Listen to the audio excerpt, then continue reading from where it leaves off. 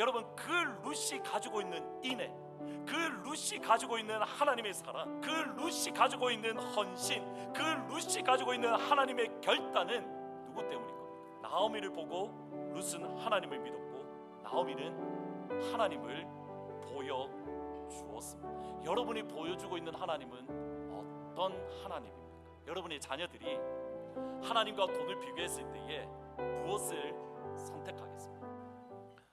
지난 5월 10일에 기독교 여론조사 기관인 바나그룹에서 사실은 해마다 미국인들의 세계관 또는 가치관에 대해서 조사를 하고 설문 발표를 하는데 지난 5월 10일에 2022년 미국인들의 세계관을 분석한 설문조사가 발표되었습니다. 우선은 두 가지 설문조사가 이렇게 눈길을 끌었는데 그 중에 첫 번째는 13살 미만의 부모님들의 세계관, 그러니까 13살 부모님, 13살 아래에 있는 아이들의 가진 부모님들의 세계관이 어떠한가, 거기에 대한 설문조사입니다. 전체적인 것을 먼저 말씀해 드리면 파워포인트를 열어주시겠습니까? 보시면 먼저 삶의 목적이나 또는 소명에 대해서 성경적인 가치관과 일치하는 그러한 13살 미만의 부모님들은 몇 퍼센트였냐면 16%였습니다. 그리고 가족이나 또는 삶의 가치와 관련돼서는 성경적으로 가지고 있는 분이 12%, 그 다음에 성경의 내용들 가령 하나님이나 창조나 역사에 대해서 성경적 가치관과 일치하시는 분들은 대략 10%, 그리고 성경, 진리, 도덕, 죄, 구원, 하나님과의 관계, 이런 부분들은 5%, 그리고 믿음을 실제적으로 실천하는 부분들은 4%, 이렇게 조사가 되었습니다. 조금 더 구체적으로 살펴보시면 이제 그 각 항목별로 구체적으로 나오는데 한 장 더 넘겨주시면 첫 번째 제목이 뭐냐면 성경적 기독교의 결핍의 증거입니다. 그게 첫 타이틀입니다. 성경적 기독교의 결핍의 증거. 특별히 13살 미만의 부모님인데 예를 들어서 이렇습니다. 왼쪽에 여러분 보시기에 all parents라는 부분들은 미국에 있는 그 전체 부모님들에 대해서 조사한 거고, 그 옆에는 나는 기독교인입니다 라고 말했던 13살 미만의 부모님들에 대한 그런 퍼센테이지입니다. 첫 번째 질문이 뭐냐면 성경이 당신의 그런 도덕적인 그런 가이드런스, 그러니까 지침의 가장 기본적인 가장 근원적인 원천입니다라고 질문에 모든 부모님들은 대략 24%가 예라고 대답을 했는데 자기 스스로 기독교인이라고 말했던 부모님들은 이 33%가 여기에 대해서 맞다라고 대답을 했습니다. 그 다음 질문을 보시면 도덕적인 절대적인 도덕이 존재하지 않는다라는 믿음을 거절하는 것, 또는 개인들이 그들 스스로를 위해서 진리를 결정한다는 그 믿음을 거절하는 것, 여기에 대해서는 전체 밸런스를 부모님을 보면 26%인데 자기 스스로 기독교인이다라고 말했던 부모님의 퍼센테이지는 24%입니다. 또는 진리의 기초로서 성경을 통해서 계시된 하나님이 진리의 기초다라고 말했던 모든 부모님은 29%인 반면 본인 스스로 기독교다, 교인이다라고 말했던 부모님은 38%였습니다.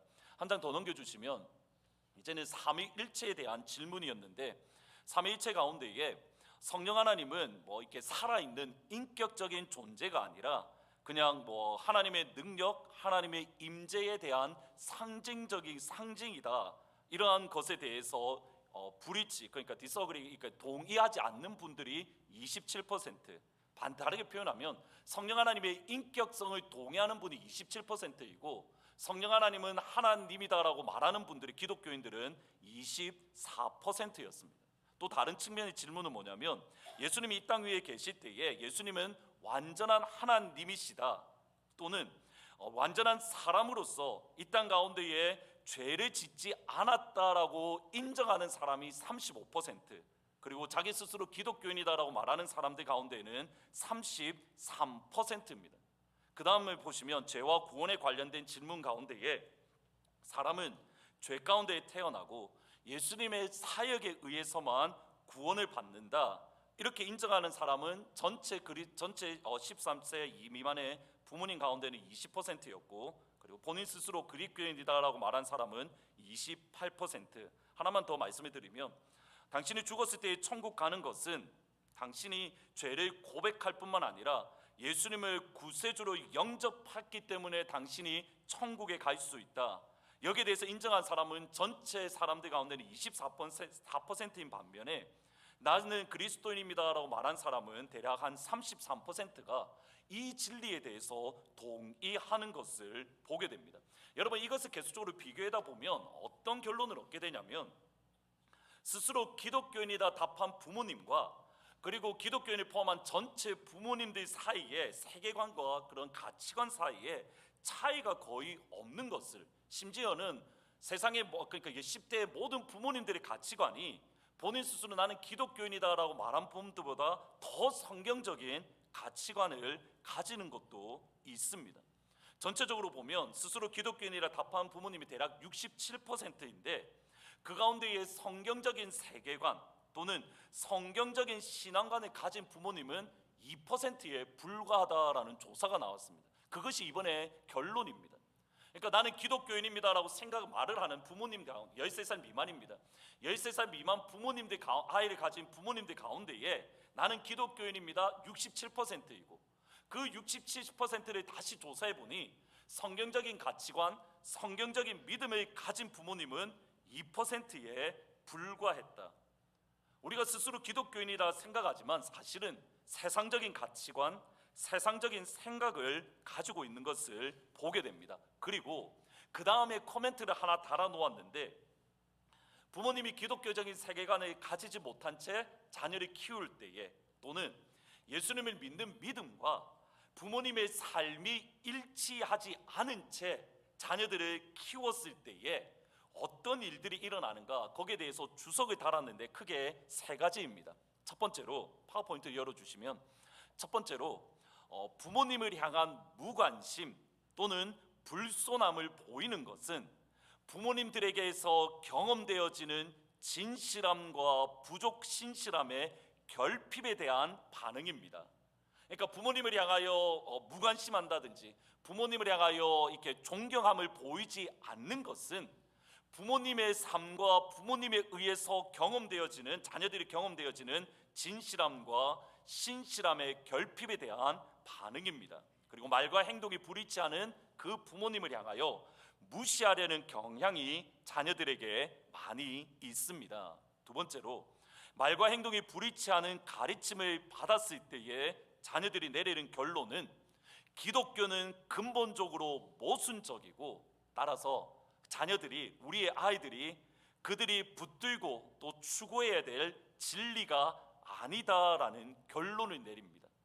부모님의 삶과 신앙이 불일치할 때에 자녀들은 이것은 근본적으로 문제가 있고 이것은 모순적인 신앙이야, 따라서 내가 붙들 진리가 아니야. 마지막으로, 자녀들이 성경에 대해서 관심을 가지더라도 성경 안에 나타나는 삶의 원리가 부모님을 통해서 드러나거나 모범되지 아니하면, exemplified라고 되어 있는데 모범이 되어지지 않으면 아이들은 삶을 변화시키는 진리, 생명의 진리를 자녀들은 놓쳐버립니다. 이것이 오늘날 13세 이하의 자녀들에게 나타나는 성향이다라고 말을 하고 있습니다. 단순히 기독교 세계관을 가지지 않는 것 또는 성경적인 진리를 확고히 붙들지 않는 것은 부모님만의 문제는 아닙니다. 또 다른 설문조사가 있었는데, 사실 이것 때문에 바나조사 그룹을 찾아보았는데 그 제목이 뭐냐면 이겁니다. 목사님들의 세계관에 대한 충격적인 결과. 이게 그 타이틀입니다. 목사님들의 세계관에 대한 충격적인 결과. 파워포인트 다시 열어주시면, 목사님들의 1000명 가까이 2월달에 1000명을 조사를 했는데, 모든 목사님들과, 그러니까 전체적인 평균입니다. 전체적인 평균이 목사님이 성경적인 세계관을 가지고 있다라고 되는 그 퍼센테이지가 몇 퍼센트냐면 37%입니다. 목사님이 성경적인 생각과 사고관을 가지고 있는 퍼센테이지가 37%. 조금 더 구체적으로 들어가면 담임 목사님은 41%, 부목사님은 28%, 티칭 패스터 그러니까 설교 목사님은 13%, 그 다음 어린이 그리고 유스 목사님은 12%, 그리고 행정 목사님은 4%. 여러분, 여기에서 사실은 바나그룹의 설문조사에서도 그렇고 제 눈길을 끌었던 것은 뭐냐면, 주일학교와 그러니까 주일학교 학생들, 어린이와 유스를 담당하는 목사님 또는 전도사님들 가운데에 12%만이 성경적인 세계관 또는 성경의 말씀을 확고하게 붙들고 있다라는 조사 결과입니다. 여러분, 이것이 중요한 것은 이번에 설문조사에서도 동일한 것을 강조하는데, 일반적으로 심리학자들은 어떻게 생각을 하냐면 13살까지, 그러니까 태어나서부터 13살까지 그 아이의 세계관 또는 성품, 사고방식이 형성이 되고, 그것이 10대, 20대를 지나면서 13살까지 형성된 그 세계관, 성품이 조금 더 다듬어지고 조금 더 정교하게 된다라고 이해를 합니다. 다시 들어보셔야 됩니다. 태어나면서부터 13살까지는 일반적으로 그 아이의 모든 앞으로 있을 삶 가운데에 전체적인 세계관, 성품, 사고방식이 형성이 되고, 이미 형성된 세계관과 사고방식과 성품이 10대, 20대를 지나면서 그것이 다듬어지고 정교화되고 그것이 굳어지게 된다라고 심리학자들은 이야기를 합니다. 그러면 세계관과 성품이 형성되는 중요한 시기를 보내는 13살 미만, 그러니까 주일학교 아이들이 하나님의 말씀과 다른 것을 붙들고 있고 성경의 진리를 확고하게 붙들지 않는, 나아가서 하나님의 말씀인 성경에 순종하지 않는 목사님, 전도사님, 부모님 밑에서 배운다면 그 아이들 역시 성경의 세계관을 가지지 못하는 것, 그들이 부모님들과 목사님이 가르치는 기독교가 믿을 수 없다라고 생각하는 것 당연하다라는 결론을 강조하는 겁니다. 이것은 단순히 한인국교회, 미국에 있는 한인교회만의 문제가 아니라 미국에 있는 모든 교회, 그러니까 10대들이 졸업한 이후에 대학교를 가서 점차 교회를 떠나는데, 이 모든 현상을 이것으로 설명을 할 수 있는 겁니다. 그들이 가르치는 목사님이 성경적이지 않고 그들을 키우는 부모님이 성경적 가치관과 멀리 떨어져 있는데, 그 부분들에게 배우는 아이들이 성경적 세계관을 가지지 못하는 것, 예수 믿는 믿음은 신뢰할 수 없다라고 결론 짓는 것 지극히 당연하다. 사사시대처럼 다음 세대로 넘어가야 되는데 다음 세대가 아니라 다른 세대로 변질되는 것, 그것이 저와 여러분의 우리의 자녀들이 살아가는 시대임을 볼 수 있는 겁니다. 따라서 기도해야 됩니다. 따라서 부르짖어야 됩니다. 따라서 마음을 쏟아 부어야 됩니다.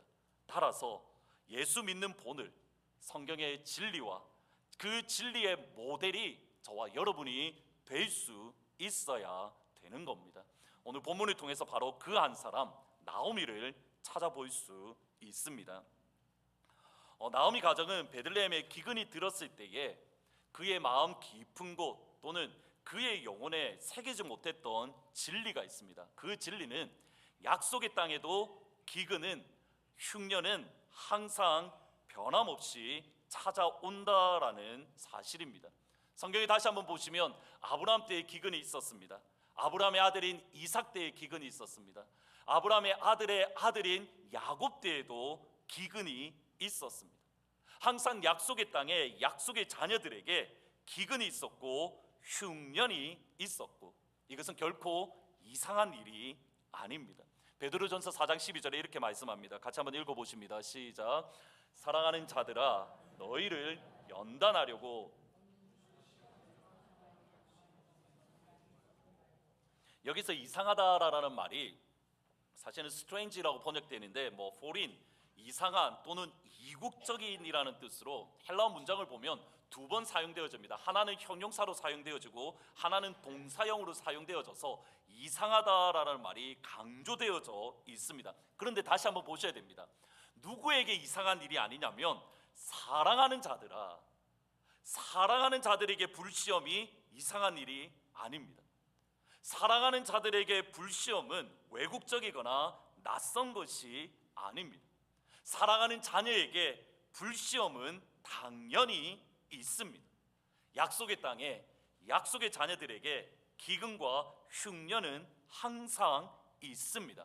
이 진리를 마음에 새기고 영혼에 새겨서 기근과 흉년을 영적으로 또는 육적으로 미리 준비하지 못할 때에 나오미 가정은 약속의 땅에 기근이 들었을 때에 약속의 땅을 떠났습니다. 여러분 다시 들으셔야 됩니다. 팬데믹이 끝나는 과정 가운데에 우리의 삶 가운데에 앞으로 흉년이 없기를 바랍니다. 싫으십니까? 여러분의 삶 가운데 앞으로 흉년이 없기를 주의 이름으로 축원합니다. 여러분의 삶 가운데에 앞으로 어떠한 팬데믹도 일어나지 않기를 진심으로 축복합니다. 점점 약해지시는 이유는 뭘까요? 그런데 우리의 삶 가운데에 성경을 보면 분명히 또 다른 흉년이 있을 수 있습니다. 또 다른 기근이 여러분을 찾아올 수 있습니다. 그때를 미리 준비해야 되는 겁니다. 어떻게 해요? 영적으로 육적으로. 약속의 땅에 있는 약속의 자녀들에게 기근과 흉년이 이상한 일이 아니라는 것을 기억을 한다면 언젠가 어느 시점에 우리에게 흉년이 찾아오고 언젠가 어느 시점에 우리에게 기근이 찾아올 것인데 그때를 영적으로 준비하고 그때를 육적으로 준비하고 그때를 우리의 마음적으로 정서적으로 준비하지 않으면 나오미처럼 약속의 땅을 떠날 수 있습니다. 기근, 흉년의 시간을 이겨낼 수 있다라는 생각되는 물이 풍부한 곳, 나오미는 모압으로 갔습니다. 모든 것들이 성공할 수 있는 조건이 갖추어졌습니다. 떠날 때에 투자금도 이미 많이 있습니다. 왜냐하면 풍족한 손으로 갔기 때문에 환경도 괜찮습니다. 성공의 조건들이 갖추어졌습니다. 모압이라는 성공의 땅에서 모압 드림을 꿈을 꾸었습니다. 그리고 나오미는 그곳에서 빈손이 되었습니다. 성공의 땅에서 남편을 잃었습니다. 성공의 땅에서 아들을 잃었습니다.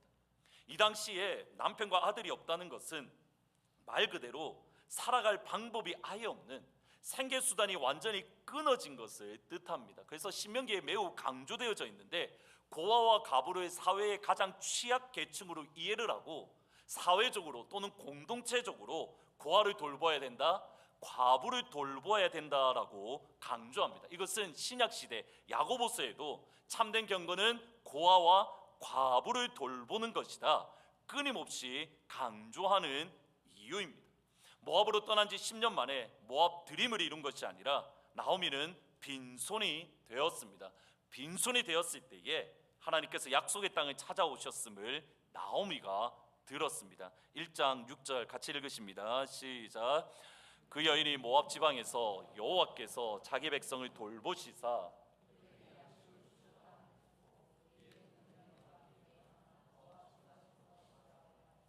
여기서 여호와께서 자기 백성을 돌보시사라는 이 돌보다라는 말은 히브리어로 파카드라는 히브리어 단어인데 이 뜻이 뭐냐면 방문하다라는 뜻입니다. 그래서 영어 성경에 come이라고 되어져 있는데 이것은 visit, 방문하다 또는 attend, 돕다, serve하다 또는 시중들다라는 그러한 의미입니다. 하나님께서 자기 백성을 방문하셨습니다. 하나님께서 자기 백성을 도우려고 찾아오셨습니다.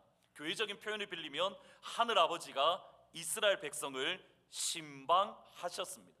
하늘아버지께서 사랑하시는 자들을 다시 찾아오셨고 하늘아버지가 사랑하는 자들에게 복을 부어주기 시작하셨습니다. 이 소식을 나오미가 들었을 때에 나오미는 일어났습니다. 이 소식을 나오미가 들었을 때에 일어나서 약속의 땅으로 돌아왔습니다. 이것이 룻기 1장의 말씀인데 이후에 나오는 사무엘 1장, 2장에 나오는 한나의 모습을 보면 정확하게 같은 신앙의 모습을 발견하게 됩니다.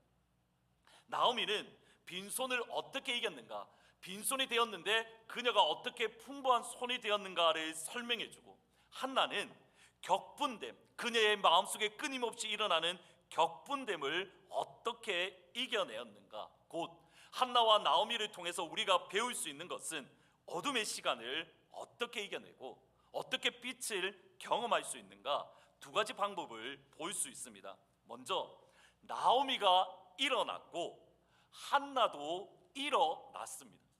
나오미도 일어나고 한나도 일어났습니다. 여기 일어나다는 것은 단순히 자리에 앉았다가 일어나는 수준이 아닙니다. 한나를 보면 조금 더 분명하게 알 수 있는데 한나의 대적 분인나가 실로에 올라가서 예배 드릴 때마다 한나의 마음을 심히 격분하게 하고 괴롭게 만들었습니다. 여기 격분하다라는 이 말은 천둥이 치는 괴롭힘, 천둥이 치는 격분함입니다. 분인나가 한나에게 말을 했던 그 말이 얼마나 한나의 마음을 긁는 말이었던지, 분인나가 한나에게 하는 그 말이 한나의 마음과 영혼에 얼마나 깊은 상처를 주었는지 알 수 있는 표현입니다.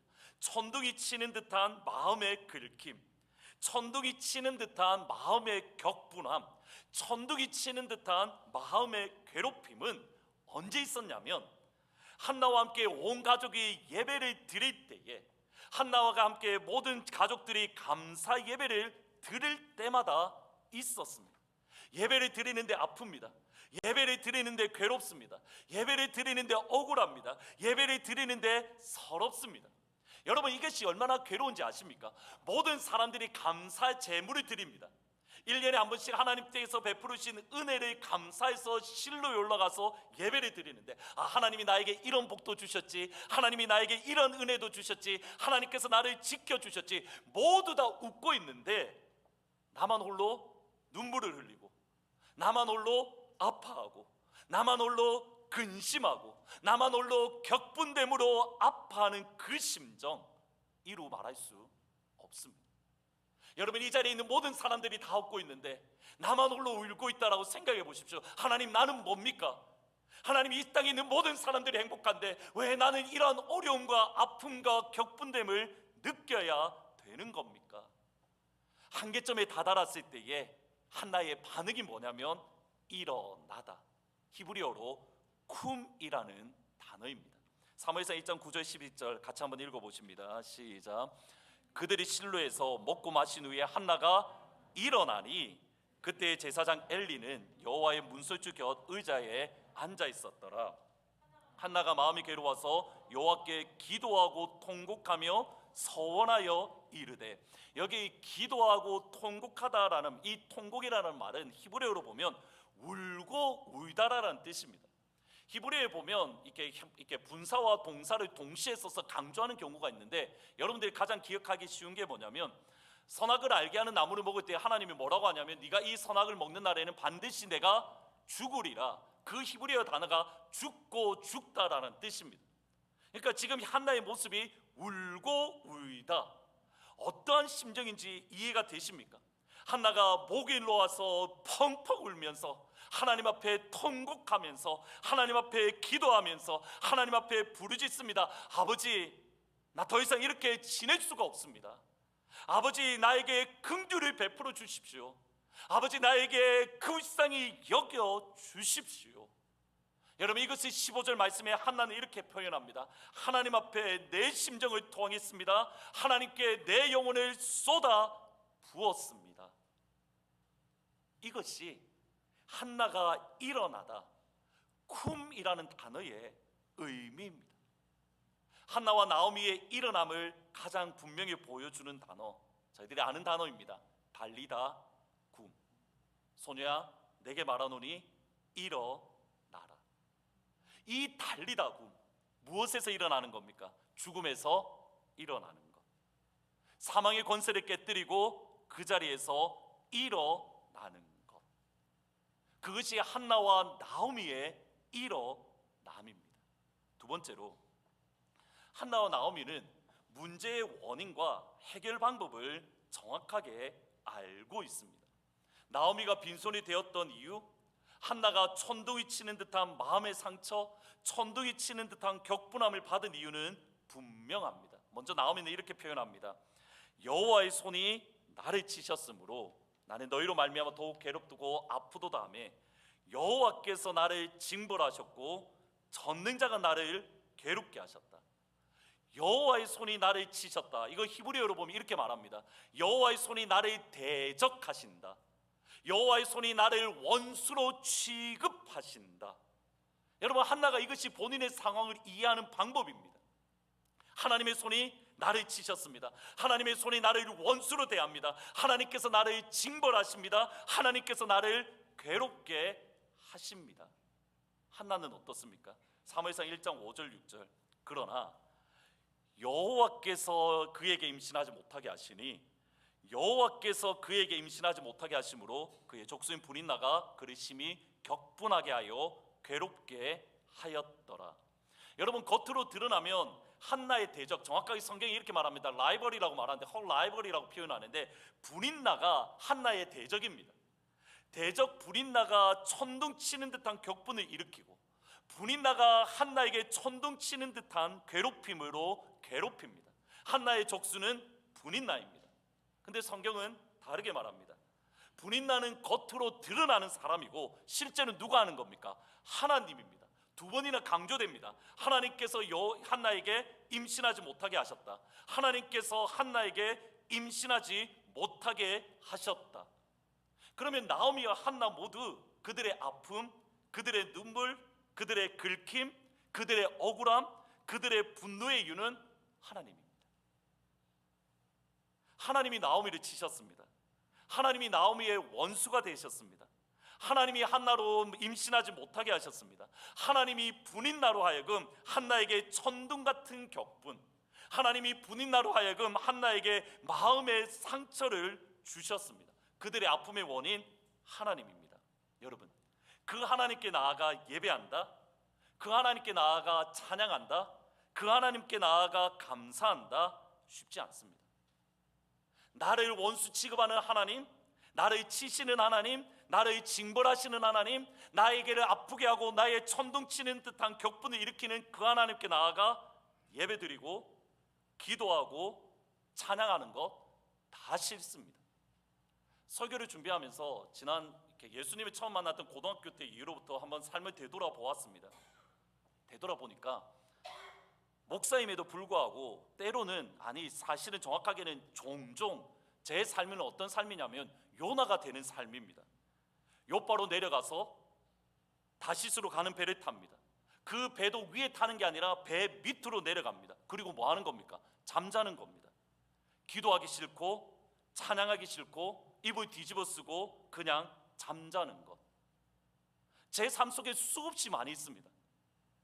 하나님 앞에 기도하는 것이 싫어서, 하나님 말씀에 귀를 닫고 싶어서, 하나님이 찬양한 것이 너무 싫어서. 무엇 때문입니까? 하나님이 나를 괴롭히시기 때문에, 하나님이 나를 아프게 하시기 때문에, 하나님 때문에 내가 억울하기 때문에, 하나님 때문에 나의 심령 가운데에 상처가 일어나기 때문에 하나님 앞에 나아가 기도하기 싫습니다. 하나님 앞에 나아가 찬양하기 싫습니다. 하나님의 말씀 듣기가 싫습니다. 이것이 하나님의 사람들이 경험하는 진짜 모습이고, 그 다음이 중요합니다. 여기에 지혜가 있습니다. 나를 치신 분이 하나님입니다. 나와 대적하는 분이 하나님입니다. 나를 아프게 하는 분이 하나님입니다. 나의 영혼 깊은 곳에 나의 마음에 상처를 주시는 분이 하나님입니다. 문제는 이겁니다. 그 하나님을 꺾을 사람이 아무도 없습니다. 그 하나님을 이길 사람이 아무도 없습니다. 그 하나님과 싸워 승리할 사람이 아무도 없습니다. 방법은 하나밖에 없습니다. 하나님 편이, 내가 하나님 편이 되는 것. 그 하나님께 내가 돌아가는 것. 나를 힘들게 하고 나를 아프게 한 하나님을 이길 수 없기에 거꾸로 생각하는 겁니다. 나를 치신 하나님 앞에 나아가 하나님 편이 되어주는 것. 하나님께서 내게 자녀를 주지 않으셨으니 하나님께 나아가 나의 마음을 쏟고 기도하고 울고 또 울고 하나님 앞에 나아가 나의 영혼을 쏟아붓고 그러면 되는 겁니다. 하나님, 더 이상 이럴 수 없습니다. 아버지, 더 이상 빈손의 삶을 살 수 없습니다. 아버지, 더 이상 천둥치는 듯한 격분과 마음의 상처와 마음의 긁힌 바됨에 내가 매여 있을 수 없습니다. 아버지, 은혜 주세요. 아버지, 나를 긍휼히 여겨주세요. 아버지, 나에게 생명을 주세요.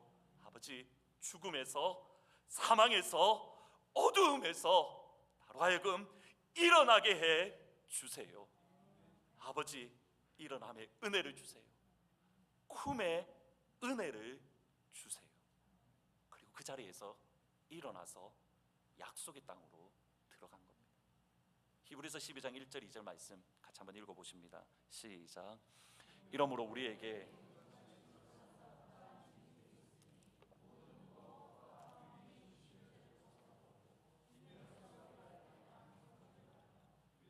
주여 또 온전하게 하시는 이인 예수를 바라보자. 중요한 표현이 뭐냐면 이겁니다. 이 말씀이 떠올랐던 것은 이겁니다.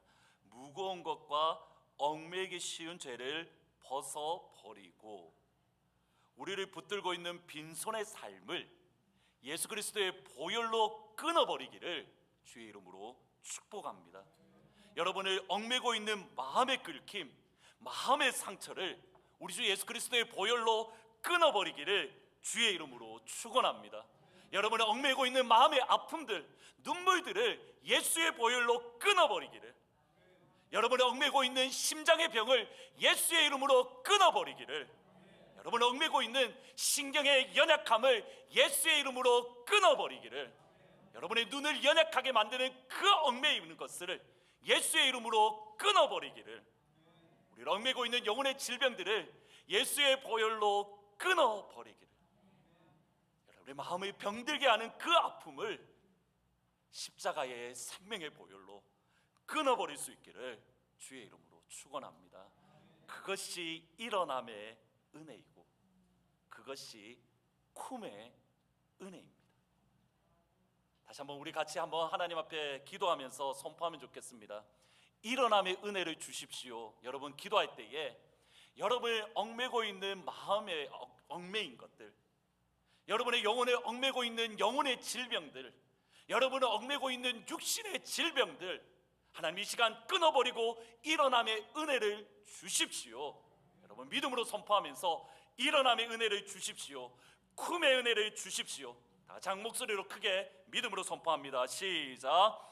일어남의 은혜를 주옵소서. 쿰의 은혜를 주옵소서. 다시 한 번 더 믿음으로 선포합니다. 시작.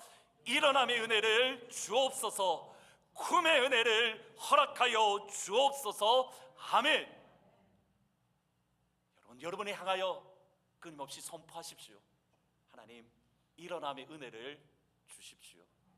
쿰의 은혜를 주십시오. 2주 전에 하늘문을 준비하면서 특별히 또 이번에 설교를 준비하면서 들었던 한 가지 의문점이 있습니다. 그것은 나오미의 며느리였던 오르바와 룻입니다. 오르바와 룻은 나오미가 다시 이스라엘로 돌아올 때, 약속의 땅 베들레헴으로 올 때에 그들도 일어나서 함께 일어났습니다. 함께 일어나서 돌아왔습니다. 여러분 이거 그냥 넘어가는데 너무 이상합니다. 그냥 이상한 정도가 아니라 진짜 이상합니다. 두 가지 이유입니다. 첫 번째로는 오르바와 룻이 평생 보았고 믿었고 섬겼던 신은 이스라엘의 하나님이 아니라 모압 신 그모스입니다. 두 번째는 가장 중요한 건 이겁니다. 나오미 때문입니다. 여러분 지금 나오미의 상황은 최악입니다. 나오미의 상황은 더 이상 떨어질 곳이 없는 최악의 상황입니다. 풍족하게 모압 땅으로 갔습니다. 근데 빈손이 되었습니다. 남편을 잃었습니다. 아들도 잃었습니다. 어떠한 소망이나 어떠한 기대를 가질 수 없습니다. 나오미 스스로도 그렇게 말할 정도입니다. 그런데 나오미를 따라서 오르바와 룻도 일어나서 이스라엘로 돌아갑니다. 여러분 일반적으로 생각을 하면 반대여야 됩니다. 나사로를 생각하면 됩니다. 요한복음 12장 10절 11절 대제사장들이 나사로까지 죽이려고 모의하니 나사로 때문에 많은 유대인들이 가서 예수를 믿었다. 죽은 지 4일 만에 예수님의 말씀 한마디로 나사로가 살아났습니다. 여러분 그 나사로를 바라보며 많은 유대인들이 예수를 믿었습니다. 예수님께 돌아왔습니다. 당연합니다. 이게 정상적인 모습입니다. 죽은 자가 살아나는 것, 사람의 힘, 사람의 능력으로 할 수 없는 그것, 하나님만이 할 수 있는 그 일 예수님께서 하셨습니다. 나사로의 살아남을 보면 예수님 진짜 살아계시구나, 예수님 진짜 하나님이시네 인정하고 믿을 수밖에 없습니다. 기적이 일어나면, 하나님의 역사가 일어나면. 그런데 나오미는 반대입니다. 나오미는 하나님이 믿었지만 망했습니다. 나오미는 하나님이 믿었지만 남편을 잃었습니다. 나오미는 하나님이 믿었지만 아들을 잃었습니다. 나오미는 하나님이 믿었지만 빈손이 되었습니다. 지금 오르바와 룻이 알고 있는 하나님은 어떤 하나님입니까? 풍부했던 나오미를 빈손으로 만드시는 하나님, 남편을 데려가시는 하나님, 아들을 데려가시는 하나님, 나의 모든 것을 가져가시는 하나님. 오르바와 룻이 나오미를 통해서 보았던 경험했던 하나님은 나오미의 모든 것을 빼앗아 가시는 하나님입니다. 그런데 나오미와 오르바와 룻은 그 나오미와 함께 모든 것을 빼앗아 가시는 하나님을 향하여 달려 나가고 있습니다. 더 놀라운 게 뭔지 아십니까? 나오미의 며느리였던 오르바와 룻은 하나님을 믿는 믿음도 가졌을 뿐만 아니라 하나님의 성품까지 가집니다. 1장 8절 말씀을 보시면 나오미의 두 며느리가 이르되 너희는 각기 너희 어머니의 집으로 돌아가라. 너희가 죽은 자들과 나를 선대하는 것 같이, 이게 kindness라고 되어 있는데 헤세드라는 히브리어 말입니다. 너희들이 나를 선대한 것 같이 하나님께서 너희를 선대하기를 원한다. 이 선대라는 말이 무슨 말이냐면 하나님의 성품입니다. 이 하나님의 성품이 누가 가지고 있다는 겁니까? 나오미의 며느리였던 오르바와 룻이 가지고 있고, 그것이 2장에도 분명하게 드러납니다. 하나님을 믿는 믿음도 가지고 있습니다. 심지어 하나님의 성품도 가지고 있습니다. 여러분, 이것을 설명할 수 있는 방법은 하나밖에 없습니다. 나오미가 성공되어서 그의 며느리가 나오미가 믿는 하나님을 믿은 게 아닙니다. 나오미는 망했습니다. 모든 것을 잃었습니다. 그럼에도 그의 며느리는 하나님을 믿었습니다. 나오미가 비록 기근의 때를 준비하지 못해서 모압 땅으로 갔지만 그 모압에서의 삶은, 그 모압에서의 신앙은 여전히 하나님을 믿는 믿음 안에서 살았습니다. 잘 보셔야 됩니다. 하나님이 징발해서 빈손이 되었습니다. 이제 넘어져야 됩니다. 더 이상 일어날 수 없어야 됩니다. 나를 징벌하신 하나님, 나의 원수가 되신 하나님, 나의 모든 것을 빼앗아 가신 하나님, 나도 안 믿어요. 이게 정상입니다. 근데 나오미는 다시 일어납니다. 모든 것을 빼앗아 가셨는데 무너져야 되는데 무너지지 않고 또다시 일어납니다. 6번 넘어졌는데 7번째 일어납니다. 7번 넘어졌는데 8번째 일어납니다. 나오미가 믿는 하나님이 진짜 살아있지 않는다면, 나오미가 섬기고 나오미가 붙든 하나님이 역사하지 않는다면 결코 그럴 수 없다는 사실을 옆에서 오르바와 룻은 보았고 만졌고 느꼈기 때문입니다. 정말 예수 믿기 힘든 모압 땅에서 나오미는 살아계신 하나님을 보여주었고, 살아계신 하나님의 영광을 나오미는 보여주었습니다. 어느 정도로 보여주었는가? 오르바와 룻이 하나님과 모압을 비교할 때에 하나님을 선택할 정도로, 하나님과 돈을 비교했을 때에 하나님을 선택할 정도로, 하나님과 편안함을 비교했을 때에 하나님을 선택할 정도로, 하나님과 그들의 미래를 비교했을 때에 그래도 하나님을 붙들겠습니다라고 생각할 정도로 나오미는 하나님을 보여주었습니다. 이제 여러분에게 질문을 던집니다. 여러분 스스로 한번 답을 해보셔야 됩니다. 여러분이 보여주고 있는 하나님은 어떤 하나님입니까? 간단합니다. 여러분의 자녀들이 하나님과 돈을 비교했을 때에 무엇을 선택하겠습니까? 지금 여러분의 자녀들이 하나님과 좋은 대학교를 비교했을 때에 무엇을 선택하겠습니까? 여러분의 자녀들이 하나님과 좋은 직장을 비교할 때에 무엇을 선택하겠습니까? 여러분의 자녀들이 돈이 아니라 하나님을 선택한다면 여러분의 삶은 나오미의 삶입니다. 여러분의 자녀들이 대학교가 아니라 하나님을 선택한다면 여러분의 삶은 나오미의 삶입니다. 좋은 직장이 아니라 하나님을 선택한다면 여러분의 삶은 나오미의 삶입니다. 저희들은 룻기를 읽으면서 룻에게 초점을 맞춥니다. 왜냐하면 룻기니까, 룻이 주인공이니까. 그런데 여러분, 그 룻이 가지고 있는 인애, 그 룻이 가지고 있는 하나님의 사랑, 그 룻이 가지고 있는 헌신, 그 룻이 가지고 있는 하나님의 결단은 누구 때문인 겁니까? 나오미 때문입니다. 나오미가 가지고 있던 사랑, 나오미가 가지고 있던 하나님을 향한 헌신, 나오미가 가지고 있던 하나님을 믿는, 끝까지 믿는 그 믿음. 나오미를 보고 룻은 하나님을 믿었고, 나오미를 보고 룻은 하나님의 성품을 가졌습니다. 결론은 이겁니다. 나오미를 통해서 룻은 다윗의 조상이 되었습니다. 나오미의 빈손은 모압에서의 삶은 주의 역사가 되었습니다. 최근에 제 마음속에 하나님이 주시는 생각, 또 하나님이 주시는 비전, 기도 가운데 하나님이 주시는 꿈이 있습니다. 뭐냐면 이겁니다. 젊은 세대들이 일어나는 꿈, 새로운 세대들이 불같이 일어나는 비전, 분명히 믿습니다. 기도하는 가운데에 하나님께서 목회자인 저에게 주신 꿈, 저에게 주신 비전, 저에게 주신 마음이기에 살아계신 하나님이 반드시 이루실 줄 저는 믿습니다. 여기에 대한 흔들림 없습니다. 우리 교회에 젊은 세대가 일어날 것이며 새로운 세대가 일어날 것입니다. 우리 교회에 새로운 하나님의 군대가 일어날 것입니다. 여러분, 단순히 EM이라고 생각하지 마십시오. 이 세대 가운데에 하나님의 군대가 일어날 겁니다. 여러분, 이 세대 가운데에 하나님의 강한 군사, 기도의 군세가 일어날 줄 믿습니다. 더불어서 한옥군 가운데에, KM 가운데에 새로운 하나님의 군대가 일어날 겁니다. 새로운 젊은 하나님의 강한 군사들이 일어날 겁니다. 여러분, 그거 아십니까? 하나님이 이미 우리 안에서 역사하기 시작합니다. 하나님이 이미 우리 안에서 새로운 젊은 군대들을 일으키기 시작합니다. 하나님께서 이미 새로운 세대를 일으키고 계십니다.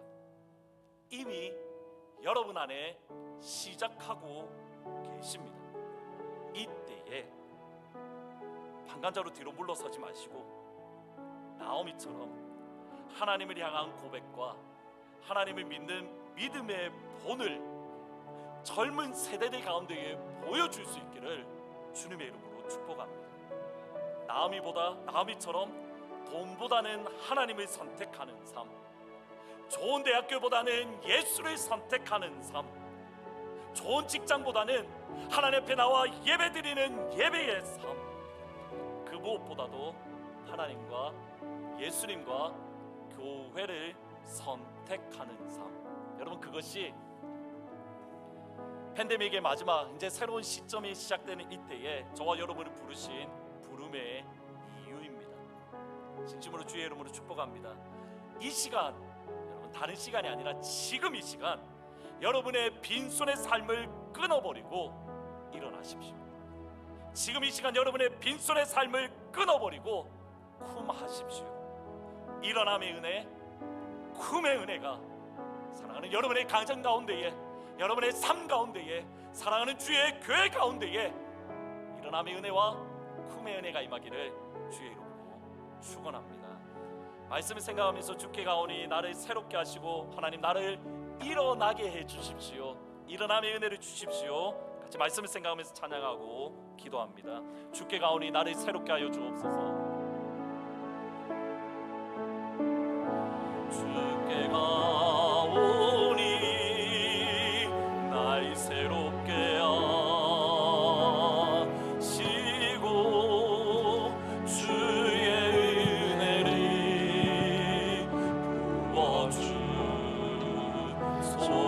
부어주소서. 내 안에 발견한 나의 연약한 모든 벗어지리라. 내 안에 발견한 나의 연약함 모두 벗어지리라. 주의 사랑으로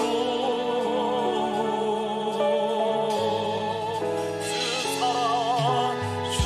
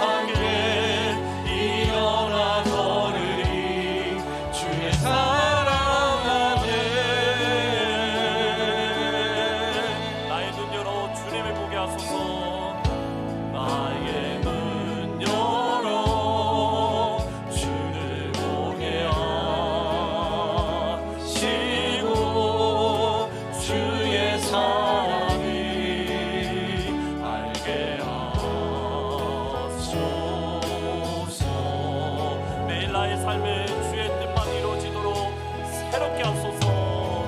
매일 나의 삶에 주 뜻 이루어지도록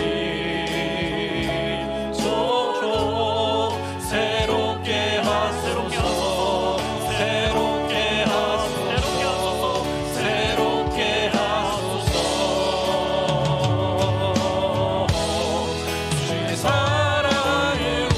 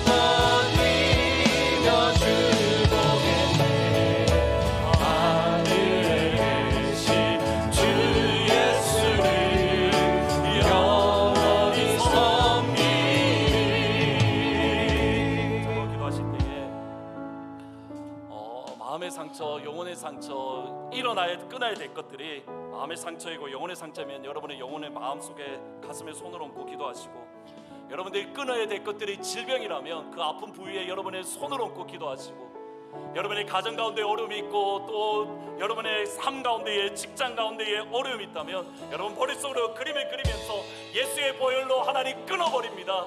주의 보혈로 이 시간 끊어버립니다. 일어남의 은혜, 금의 은혜를 허락하여 주셔서 하나님 그 은혜를 부어주십시오.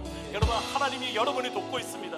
예수님이 여러분의 기도를 돕고 있습니다. 믿음으로 기도하시면 오늘 이 시간 역사가 일어날 줄 믿습니다. 여러분의 연약한 것들이 끊어질 겁니다. 회복될 겁니다.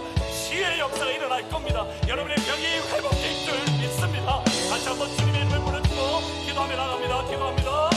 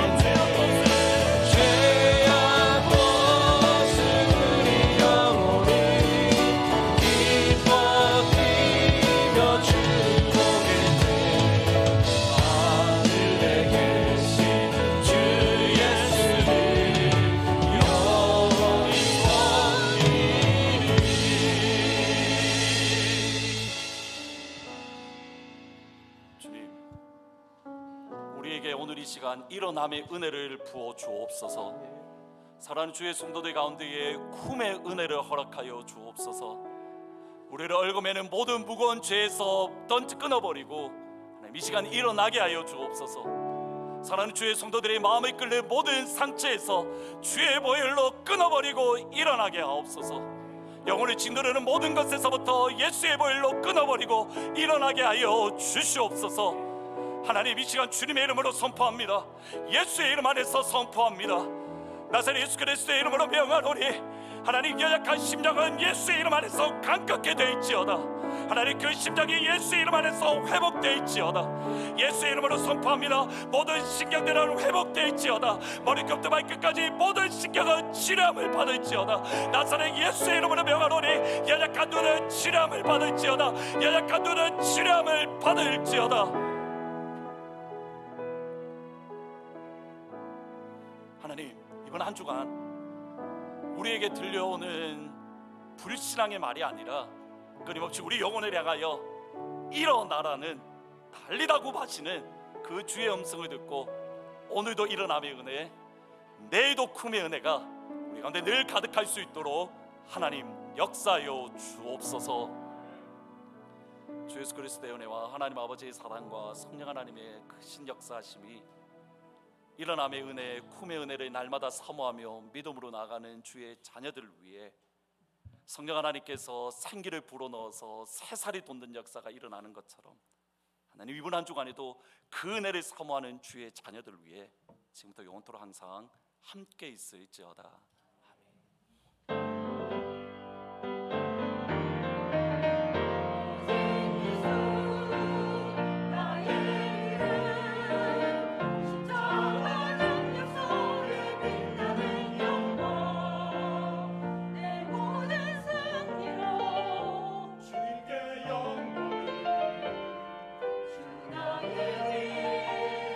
나의 소망 오직